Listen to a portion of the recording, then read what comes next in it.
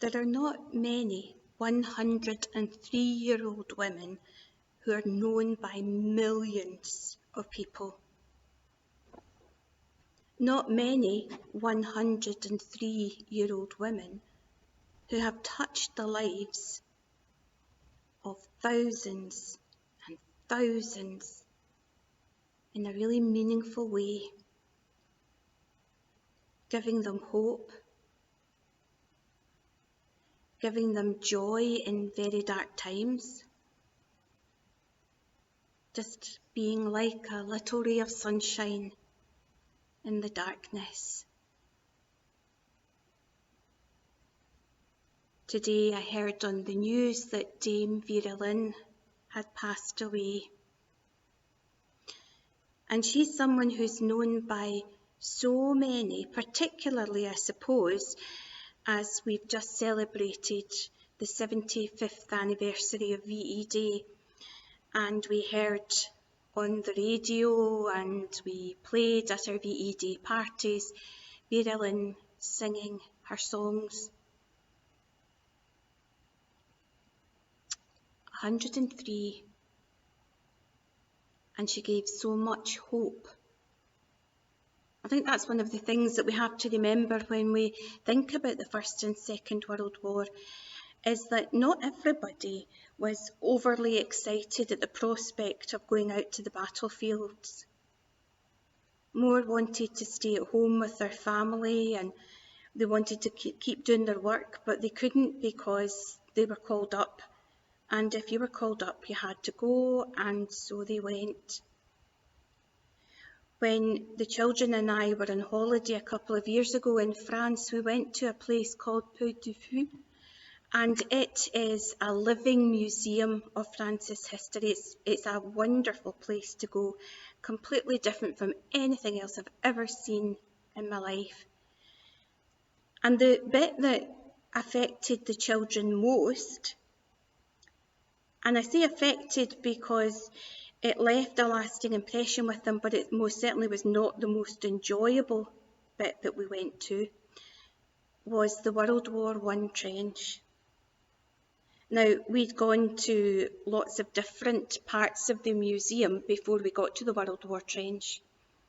We'd been and seen the Vikings attack a city, and we'd seen the spectacular, I mean, it really was out of this world, special effects where boats with people standing on it sunk down into the water.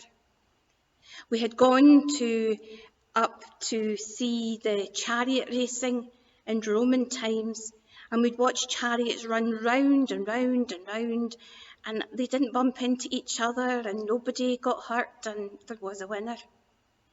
And then we went to the World War I trench, and it was like something we'd never experienced, and I think that's because in so many ways it was just so real. It was designed in such a way that you walked through the trench, and as you walked you could hear bombs and guns going off outside, and the sides of the trench moved, so it felt as if you were moving, but it was really the sides that were moving, and everything was rattling, and the rain was dripping in through the ceilings. And it was just like a horrible place to be. You saw bits of the trench that were recreated like bedrooms. You saw bits of the trench that were recreated like eating areas. You saw bits of the trench that were like the makeshift surgery. And somehow it brought the reality of war into our lives and made it all a bit more. It gave us a bit more understanding. And then, of course, everybody thought, well, that's it, it's all over and done with. And then along came the Second World War. And once again, the men were called up, some who had gone out to the First World War, some who were just, turning into young men, were suddenly taken away from their families. And it was a horrible time. And as we know, so many didn't return, and those that did return could never be the same again.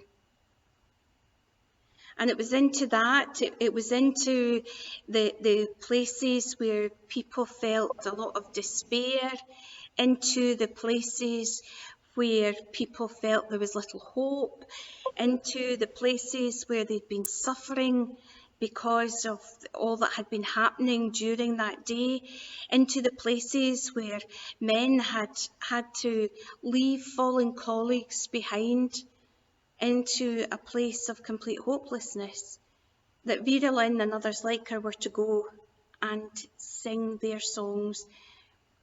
And for a moment, those at war were able to escape and were able to pause and were able to enjoy life.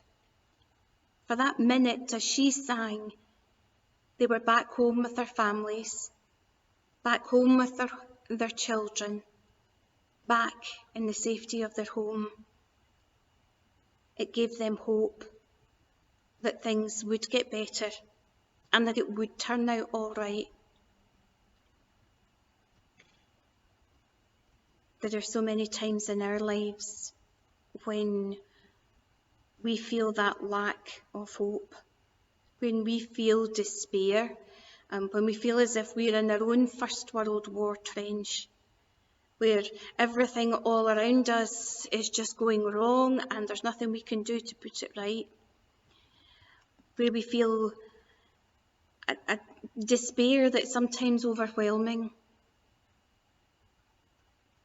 Vera Lynn might not come and sing to us to give us that sense of hope. Instead, Jesus says to us, you know, I'm right here with you. He comes into our despair. In the same way that she went to the camps, he comes into our homes, into our lives, and he says, don't worry, I'm here with you. And he touches our lives with hope. And you know, with him by our side, we know that whatever we're facing, we'll come through it, and it will all be okay. Of course, at this time, as we're making our way through the coronavirus lockdown, and as we're entering into stage 2 here in Scotland, the words that Vera Lynn said have become even more important. We'll meet again, she sang. Don't know where, don't know when, but we'll meet again. For some of us, that meeting again will be in the here and now. But because Jesus has given us hope, and because he's reassured us that he has conquered death once and for all, we know that that meeting again is not just limited to the present world, but that in the future we will indeed all meet again in God's presence.